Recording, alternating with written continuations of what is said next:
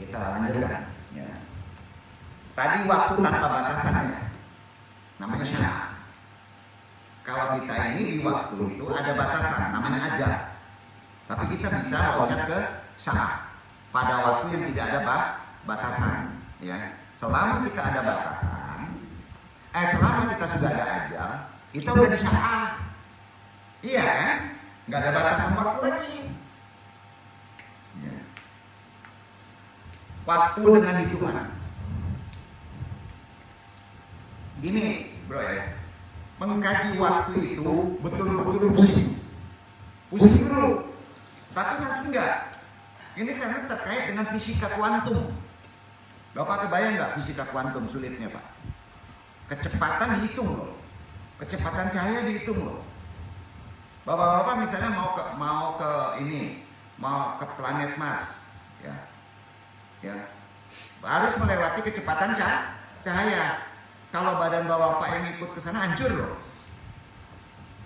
pasti hancur. Maka dibungkus. Nah bapak selama ada daging, kalau nggak dibungkus, bapak hancur. Nah ingat batasan sana bapak bisa bergeser waktu loh. Karena bapak masukin lorong waktu. Ya, betul kan? Nah kalau zikirnya sudah nafi isbat, itu udah melampaui kecepatan cahaya yang melampaui lorong waktu. Nah, kalau nggak zikir masih ingat di sebelahnya kan? Ngaco ini. Jangan nonton kapan ketemunya. Karena kita jadi sebelum syarat. Dan Islam hanya Islam yang ngajarin itu. Ya. Nah ingat orang-orang Yahudi bahkan nyemek itu. Mau diciptakan film tentang mesin waktu. Enak aja waktu bisa jadi mesin. Bingung. Ada film laku pula yang nonton, tapi Islam juga kan ngaco ini. Padahal ini di kita. Ya. Waktu dengan hitungan. Waktu dengan pengertian ini dalam bilangan jumlah tertentu ada jumlahnya, ada siklus disebut am, sinin, sana, tahun, syahar, bulan, yaum, hari. Minggu nggak ada kan? Nggak ada di Quran. Nah, dalam hal ini Al-Quran tidak menyebutkan adanya waktu yang disebutkan dengan minggu atau pekan. Waktu yang diungkapkan dalam bilangan ini hanya ini banyak tercantum dalam Al-Quran. Salah satunya di At-Taubah 126. Ya, tolong dibaca At-Taubah.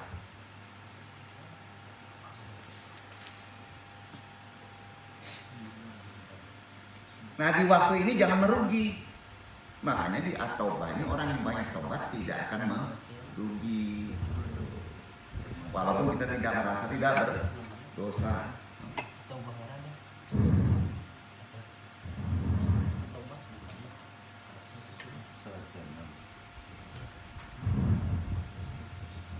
Ayat berapa nih? 126.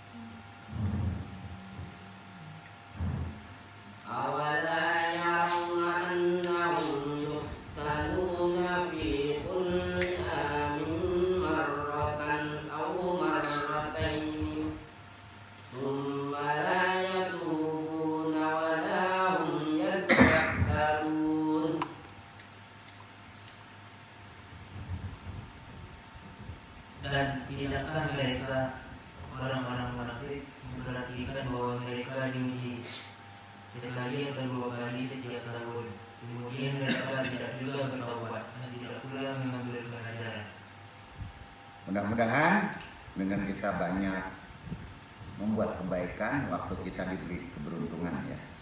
Kita lanjutkan. Di dalam Al-Quran, di samping ada waktu dengan hitungan, ada waktu tanpa batasan, ada waktu yang relatif. Ada waktu yang relatif. Kita sering memasuki hanya waktu yang ada hitungan. Padahal kita bisa memasuki waktu yang tanpa batasan. Karena Al-Quran menunjukkannya. Bukti waktu tanpa batasan, kalau kita dalam keadaan antara tidur dan tidak, diimpi siapa, itu kondisi kita secara kejiwaan memasuki waktu tanpa batasan. Di Islam pelajari itu, dan itu bisa dilakukan dan diikhtiarkan. Pas kita nggak ngerti, bagaimana bisa? Itu namanya waktu sya'ah. Apa? Sya'ah. Ya. Nah, kita kan tahunya waktu yang ada hitungan. Ada lagi yang ketiga, waktu relatif. Kita pahami dulu ya kondisi waktunya. Kalau amalannya sebentar deh, cuman ngamalin enggak terserah. Ya. Seperti mengungkapkan 1000 tahun di bumi sebanding dengan sehari di sisi Allah. Itu relatif. Dibaca dulu Al-Had ayat 47. Dibaca.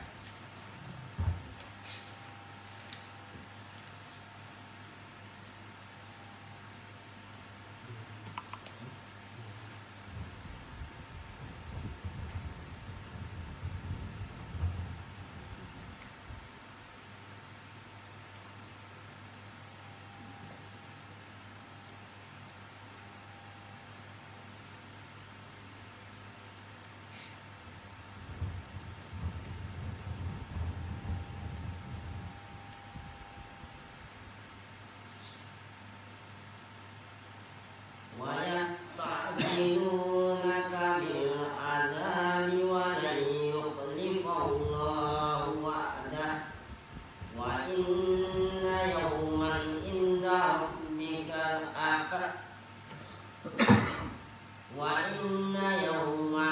ربك كألف سنة مما تعدون.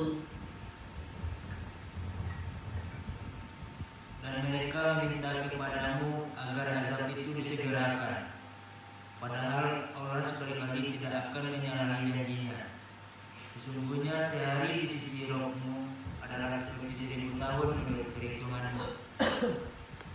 Gini, nanti baca aja sendiri masalah waktu berdasarkan Al-Quran itu apa. Di suratnya ada semuanya. Agak lebih sulit. Langsung kita ke amal aja. Ya.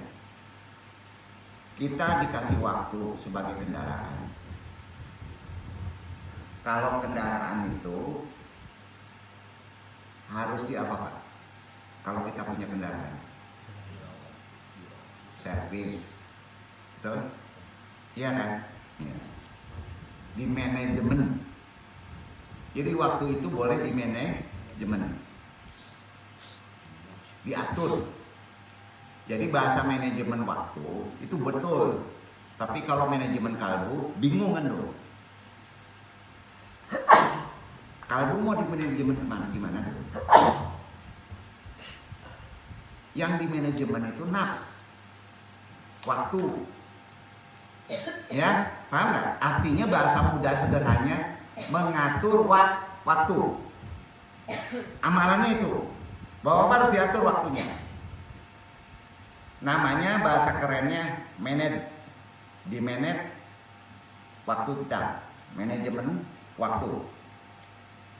Pada prinsipnya adalah mengatur atau mengorganisasikan, ya, atau memanfaatkan waktu dengan sebaik-baiknya untuk aktivitas dan tujuan yang bermanfaat waktu kita berjalan. Karena dia kendaraan, ya. Sekarang bapak kalau waktu itu pas jalan, waktu kita kan nggak bisa diam nih jalan. Ada waktu kan jalan terus. Makanya orang Arab itu menyebut waktu itu kalau tidak pandai kita dipenggalnya pak, tergiring waktu seperti pedang. Contoh seperti di bapak sering dipenggal sama waktu. Contoh waktu ini mesti begini, tapi bapak main game. lupa asar, lupa zuhur, lupa subuh, Bapak dipenggal tuh hari itu, tang. Memang nggak sakit Pak, karena yang dipenggalnya adalah rohani, ya. Karena kita terasa dia kan dijohir, ya dijohir. Kalau kita mengacu kepada istilah manajemen, ya, sesungguhnya tentu ada yang disebut perencanaan. Itu hak kita, ada hak bebas, ya. Ada pelaksanaan, ada kontrol, ada evaluasi. Kalau kita bicara manajemen, pasti kita ada perencanaan, pasti ada pelaksanaan, pasti ada kontrol, pasti ada evaluasi. Itu namanya manajemen. Setuju kan? Begitu juga di waktu. Harus ada perencanaan, harus ada pelaksanaan, harus ada kontrol, harus ada evaluasi. Bener nih? Nah, memanage waktu seharusnya unsur itu diterapkan bagi seorang muslim. Namun kita bisa menyebutnya di sini secara lebih longgar, seni mengatur waktu deh. Gimana seni kita mengatur waktu? Walaupun ada unsur pokok yang harus dipenuhi seperti akan tetapi mengatur waktu tidak boleh juga terlalu ketat. Itu seni. Mengatur waktu kan nggak bisa terlalu ketat Pak, karena waktu itu nggak bisa diatur. Iya kan? Oleh karena itu kita menyebutnya sebagai seni. Itu paling pas. Dan kita mencoba untuk menghadirkannya dari tinjauan ajaran Islam ya. Sekali lagi ajaran Islam, itu hanya ajaran Islam. Pertama, yang harus kita garis bawahi adalah Islam sangat menghargai waktu. Super sangat. Karena waktu itu meliputi. Ya. Karena waktu adalah sangat bernilai. Allah berfirman di Al-Qur'an, bersumpah dengan waktu kan, bayangin. Ya. Di Al-Asyar sampai 3 ayat disebut wal asri inna al insan lafi khusr illa ladina amanu wa amilus sholihat wa tawassaw bil haq wa tawassaw bil sabr. Ya kan? Nah, demi masa demi waktu sesungguhnya manusia benar-benar dalam kerugian. Nah, makanya harus diatur. Kecuali apa? Beriman. Iman itu sepaket dengan amal soleh, beramal soleh, mengerjakan kebajikan, saling berwasiat dengan kebenaran, dan saling berwasiat dengan kesabaran. Pengertian menasihati. Ya. Yang dalam surat Al-Asyar ini Allah bersumpah dengan media waktu atau masa. Allah. Nah pertanyaannya, ayat 30 maghrib, saudara. Ayat 30 siap, saudara. Bapak-bapak merugi kalau ngomong begitu. Hati-hati Pak. Allah aja menghargai waktu. Ada orang yang kesal nggak dengan waktu? Allah hati dulu waktu. Kurang dulu waktu Allah. Betul nggak? Nah. Jadi di sini kita bisa menyimpulkan bahwa waktu sangat berharga. Karena tidak mungkin Allah menggunakan sebagai sarana media sumpah jika tidak bernilai, jika tidak penting. Karenanya waktu adalah sesuatu yang berharga, bernilai, penting untuk kita. Ya. Nah. Kata Al-Asyar yang menjadi nama surat ini, the flick of time. Apa itu? Berlalunya waktu. Bukan dengan sekedar waktu atau masa.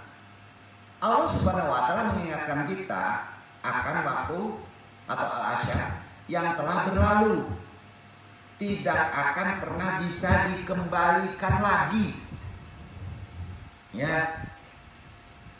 Karenanya istilah al-asyar adalah waktu yang terukur, yang terdiri dari bagian-bagian periode.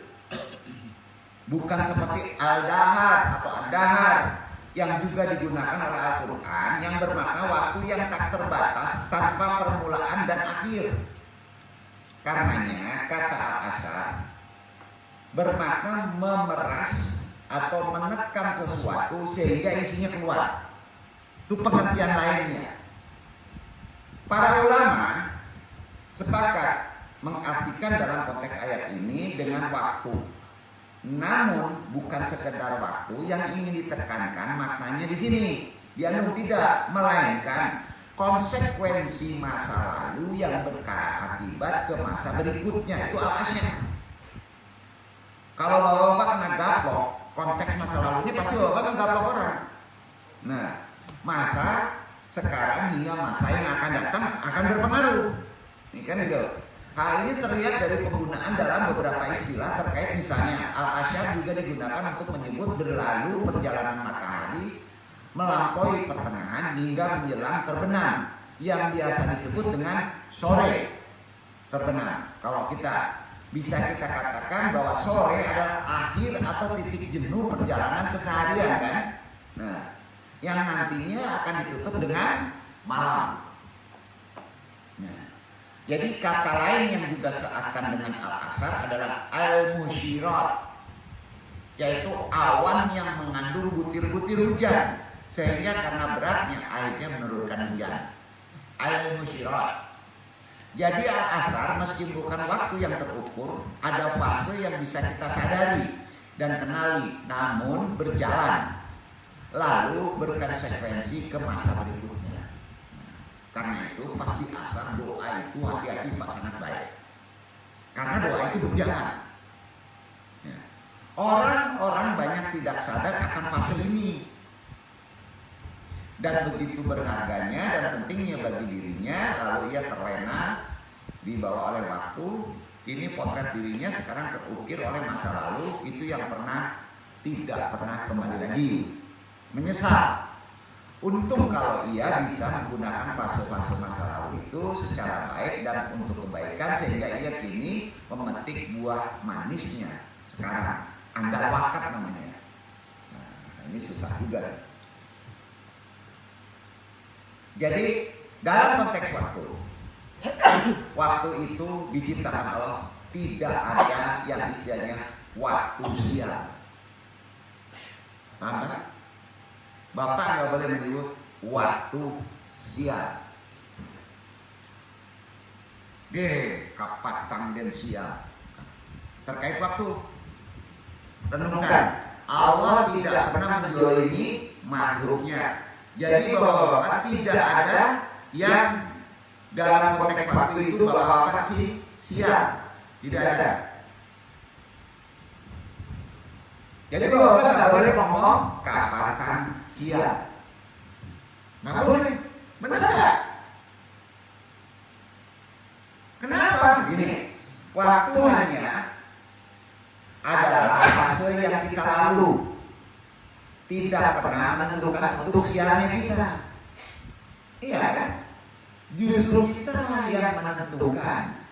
Itu manajemennya. Untuk ke depan. Ya. Jadi bapak kalau hari ini siang, itu kemarin bapak bermasalah. Penentuannya kemarin. Paham nggak? Coba renungkan itu. Waktu sifatnya netral loh. Kalau waktu itu sifatnya netral loh. Nggak pernah memihak. Waktu itu kan boleh dikatakan waktu, Pak, diciptakan Allah. Hanya saja kita menggunakannya secara sering keliru. Nah, demi masa sesungguhnya manusia itu merugi.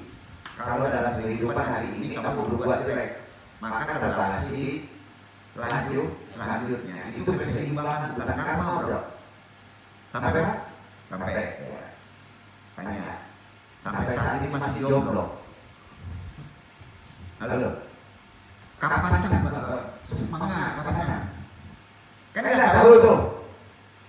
gua katakan. Jadi fenomena ini kita temukan dalam kehidupan kita sekarang. Bangsa Arab ketika masa turunnya Al-Quran sering mencari waktu. Bangsa Arab sendiri, pas turun Al-Quran sering mencari waktu, bahwa masa lalunya adalah waktu sial. Dengan latar belakang sosial masyarakat Arab ketika itulah baru Allah Subhanahu wa Ta'ala melalui ayat membantah anggapan keliru mereka. Tidak ada waktu yang sial, nggak ada.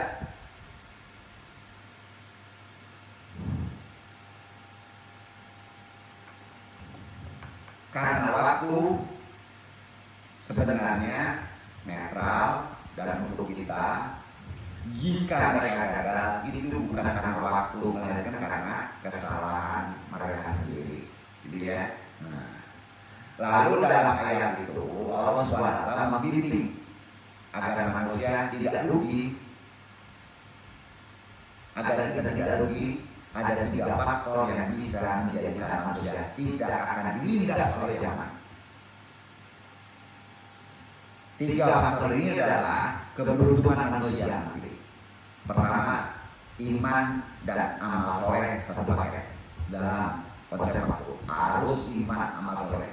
Jadi sebenarnya 2 hal yang telah menjadi satu, iman dan amal soleh, kesatuan yang saling terkait. Iman tanpa amal soleh menjadi kosong. Setuju? Karena iman ibaratkan wadahnya yang harus diisi, yang harus digunakan dengan amal soleh. Atau kata ulama, imannya hanya kadar rendah, kurang, sedangkan amal solehnya tanpa disertai iman. Di mata Al-Quran tidak akan berarti secara teologis ketuhanan dan eksaktologis tidak dibalas di akhirat nanti seperti iman orang kafir. Haditha a'maluhu. Ya. Kedua, kalau kita ingin beruntung dalam konsep waktu, pokoknya iman amal soleh, itu aja. Yang kedua, saling mengingatkan dengan kebenaran. Ini dia alasannya. Tiap hari pokoknya ingat ini kebenaran. Ya. Al-Haq bisa berarti yang maha benar Allah kan. Jadi manusia harus saling mengingatkan akan wujud Allah yang maha esa, maha kuasa dan sebagainya. Kesadaran akan adanya Allah di setiap nafas kehidupan adalah kesadaran spiritual manusia yang menjadikannya bertahan dari gerusan zaman, arus materialisme, hedonisme, konsumerisme, dan pandangan-pandangan lain yang hanya menekankan kelejatan duniawi, hanya akan menjadi manusia merugi. Saling, pokoknya kedua ini mengingatkan dengan kebenaran supaya kita tidak merugi dilindas pada apa konsep waktu tadi. Yang ketiga, ada yang tahu? Saling mengingatkan akan kesabaran.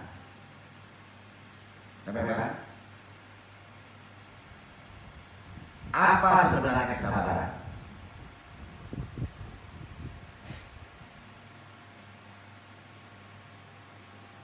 Sabar adalah menahan diri agar tetap sesuai dengan tuntunan pertimbangan akal dan syara. Habs al-nafs alama ya'tadi al-aqli wa al-syari. Sabar secara bahasa berarti bertahan dalam kesempitan. Secara bahasa, sabar adalah bertahan dalam kesempitan.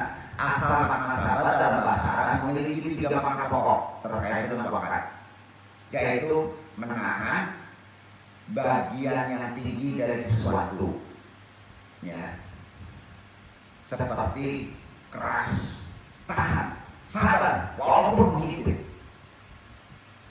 ya. Jadi mengapa sabar diperlukan dalam hidup ini? Karena hidup tidak selalu berjalan mulus, betul kan? Melainkan selalu diwarnai oleh kesulitan, hambatan, cobaan. Hidup tidak selalu dihiasi dengan kemudahan, melainkan diselingi juga dengan kesulitan. Mungkin kita mengatakan bahwa kesulitan ini adalah bagian ritme atau irama kehidupan. Mungkin tidak pernah ada hidup tanpa masalah kan? Nggak ada. Pasti ada masalah, entah kecil atau besar. Karena ini dalam Al-Quran. Sesungguhnya bersama kesulitan, sesungguhnya dalam kesulitan ada kemudahan. Jadi kalau kita tidak sabar, tidak ketemu kemudahan. Sesungguhnya selama sulit mencari istri, pasti ada kemudahan mencari istri. Cuma pas mencari istri tidak ada kesabaran. Gitu rasanya. Jadi sabar gimana? Sabar enggak pasif. Tahu, sabar enggak pasif. Kalau ini ketemu kemudahan. Karena bersama kesulitan ada kemudahan. Fa'inna ma'al usri yusra, inama usri yusra. Betul kan? Nah, ada hadis Al-Quran untuk mengurangi kesedihan kita dalam menghadapi cobaan-cobaan itu, yaitu dengan kerja. Bapak-bapak pas galau ngantok, Pak. Enggak, pas galau Pak, makanya ngepel, cuci, bila perlu bongkar, apa aja bongkar Pak. Mobil bongkar yang bagus bongkar aja Pak. Pokoknya kerja. Kerja itu bongkar aja. Bapak-bapak pas galau, pas menekan, enggak kerja Pak. Setan masuk Pak. Pokoknya kerja aja. Ini bukan kaji Jokowi ya. Jokowi kerja. Betul, ada betul di Jokowi. Kerja. Pokoknya Bapak kalau kena galau, obatnya apa? Kalau udah luar biasa, kerja. Bila perlu ambil cangkul, ambil apa? Pokoknya kerja deh. Kan banyak kerja tuh. Ada aja yang dikerjain kan. Jangan kerjain orang Pak. Pokoknya ada kerja gitu.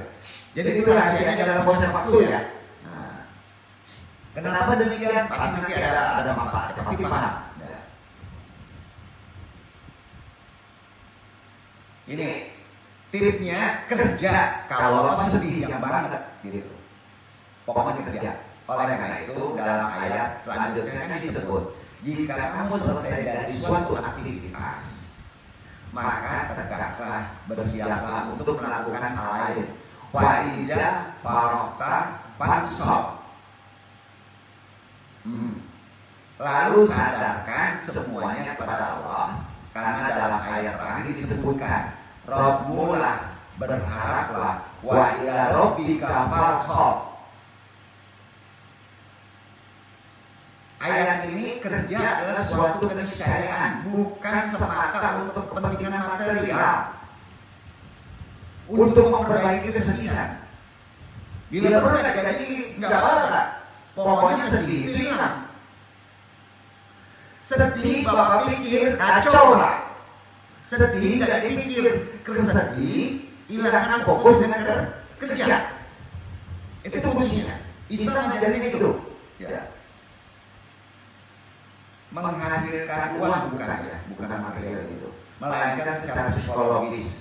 Larinya ke sana dengan kesibukan kerja, sebagian persoalan pasti hilang, terbatasi.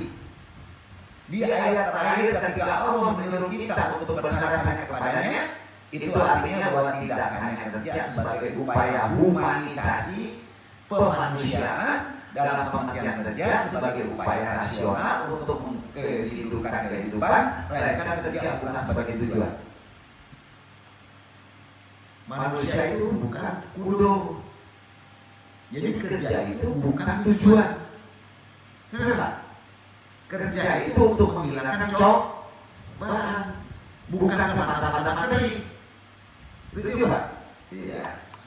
Diperlukan upaya menyadarkan segala upaya, yaitu setelah kita lembur dalam kerja, langsung kepada Allah sebagai upaya tersebut agar sebagai transendensi kita kembali ke persoalan sabar.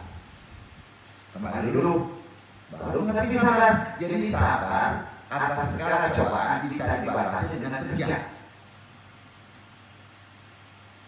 itu juga sekaligus artinya bahwa sabar tidak identik dengan berdiam diri. Yang sabar itu karajo. Yang sabar itu tidak pasif. Itu artinya tidak fatalis. Umumnya anak muda ini kalau galau lah,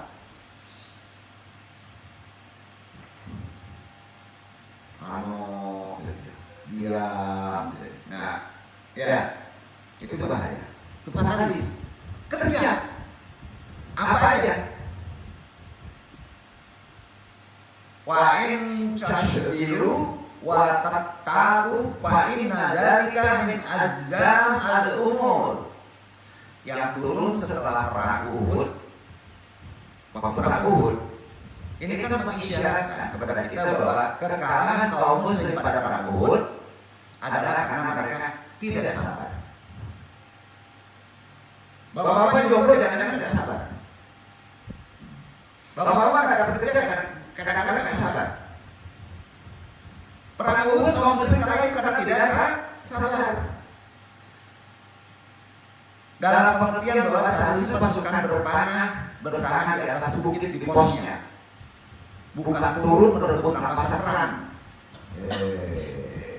Ya, sejarah itu yang menyebabkan kaum musyrikin kembali berbalik menyerang sehingga keadaan menjadi terbalik.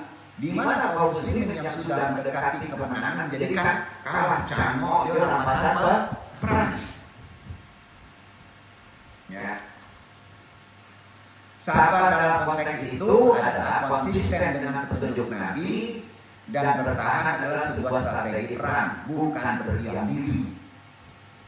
Ya, dengan demikian waktu adalah sangat penting dan berharga. Oleh karena itu, Islam memerintahkan umat agar menggunakan waktu dengan sebaik-baiknya.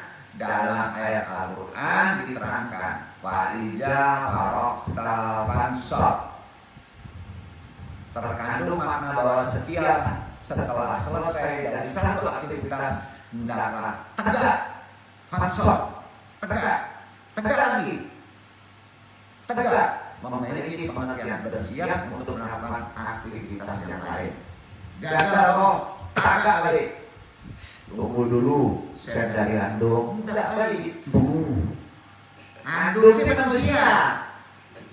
Tegak balik cari yang lain. Aku aduh, buru balik. Dengan jalan tadi, fansab, tegak lagi. Kan gitu. Itu sabar. Nah, jadi konsep sabar kayak gitu. Istirahat juga bisa dilihat sebagai persiapan untuk melanjutkan aktivitas kan? Setelah istirahat, tegak lagi. Fansab yang telah dilakukan atau melakukan aktivitas lain. Istirahat sebenarnya adalah persiapan menuju aktivitas lain kan? Bahkan waktu senggang atau waktu rehat bisa dimanfaatkan untuk aktivitasnya kan? Nah. Jadi waktu merupakan sangat berharga. Orang Arab mengenal pepatah kan, al-waktu kasyai fa in lam taqahahu qata'aka. Waktu adalah seperti pedang, maka jika kamu tidak membebaskannya, ia akan menebasmu. Pepatah ini perumpamaan tentang betapa pentingnya waktu, karena waktu selalu berjalan tanpa kompromi. Dan waktu yang telah berlalu tak pernah akan kembali. Karena masih hebat dulu, ada juga waktu dari penggal sama waktu kok. Itu jika kita tidak menggunakan waktunya dalam pengertian berbagai kesempatan seperti peluang untuk sukses berprestasi, bisa jadi kesempatan itu sulit muncul lagi. Makanya fansab, ulang lagi. Karena itu waktu itu kan seperti deterministik dalam pengertian menentukan nasib manusia tanpa kompromi. Ya, tinggal manusia yang memanfaatkan waktu atau jika tidak waktu yang akan memanfaatkan manusia. Setuju? Iya. Artinya terlindas waktu atau zaman. Iwan hidup ini bapak-bapak ya dikurung, dikendalikan oleh waktu.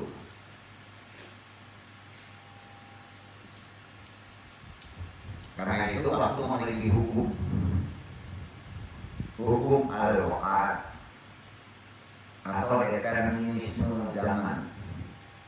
Ketika pemerintah menerapkan pendidikan 9 tahun dan kebijakan itu merata di seluruh Nusantara umpamanya, serta hajat hidup manusia akan taraf pendidikan semakin meningkat, orang yang tidak mengikutinya pasti tertinggal. Setuju ya?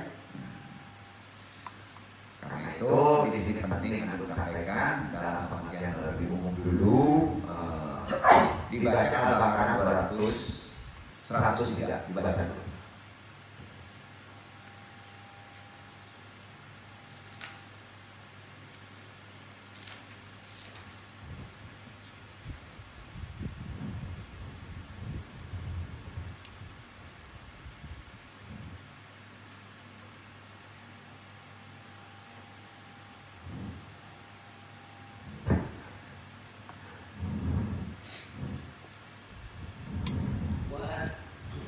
Walau annahum amanu wattaqaw lamasubatun min indillahi khairun law kanu ya'lamun. Sesungguhnya kalau mereka beriman dan bertakwa, niscaya mereka akan mendapat pahala. Dan sesungguhnya pahala dari sisi Allah adalah lebih baik kalau mereka mengetahui. Itu Al-Baqarah 100 berapa? 103.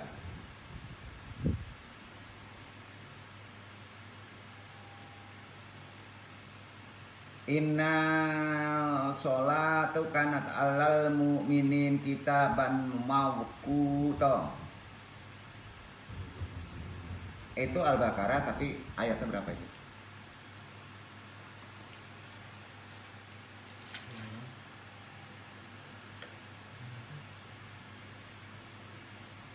Nanti dibaca ayatnya. Sesungguhnya sholat adalah kewajiban yang ditentukan waktunya. Nanti aja cari. Jadi sholat itu ditentukan waktunya. Sampai Pak. Anda menunjukkan secara benar ya. Bapak-bapak, kalau bapak belum dapat kerja, ya, kalau belum dapat istri, setuju? Setuju? Ya. Bapak-bapak hidup di atas dunia diperintahkannya apa, Pak? Secara ritual, sholat wajib ya. Ada waktunya kan? Kalau bapak belum dapat kerja, bapak belum dapat istri, mestinya gimana Pak? Ada kata apa nih? Mestinya bapak-bapak sholatnya tepat waktu. Bapak-bapak praktekin ya gini ya. Bapak jomblowati, bapak-bapak belum dapat kerja 40 hari. Bapak-bapak sholatnya didulukan sebelum iqamat datang ke masjid. Kalau bapak jomblo, ya, bapak belum dapat kerja, ya. Laki-laki nih ya, laki-laki. Berbeda dengan wanita. Wanita hanya kena satu amalan, yaitu sebelum azan kita sudah ada di sajadah. 40 hari, insya Allah bapak ketemu. Bapak ingin kalau mati itu baik, matinya baik. Kan ada mati tidak baik, ada mati baik. Maka bapak pasti panggil Allah, bapak sudah ada. Waktunya adalah 5 hari. 40 hari bapak-bapak lakukan aja kalau belum dapat kerja, belum dapat istri. Itu aja amalannya. Sebelum datang zuhur, bapak-bapak sudah ada di tempat sholat sajadah. Sanggup? Gagal 1 hari, geser lagi waktunya. Jadi jangan macam-macam deh. Itu dulu, itu amalan ritualnya terkait waktu.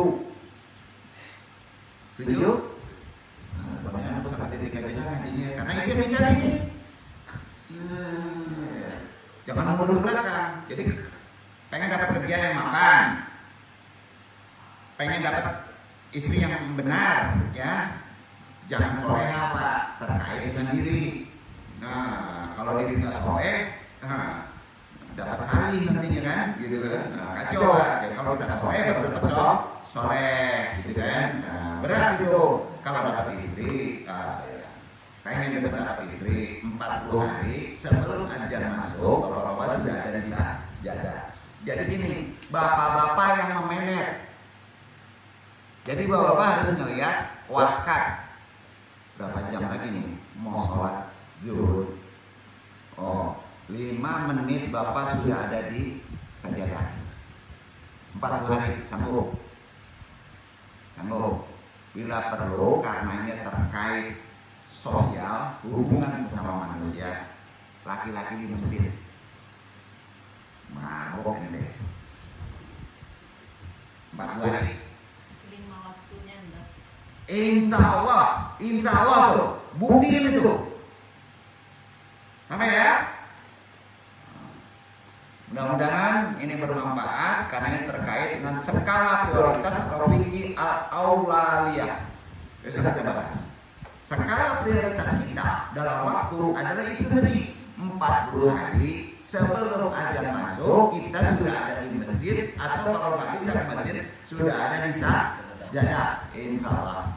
Wabillahi taufiq wal hidayah. Mudah-mudahan bermanfaat. Ini Bandung. Assalamualaikum warahmatullahi wabarakatuh. Waalaikumsalam warahmatullahi wabarakatuh. Subhanakallah.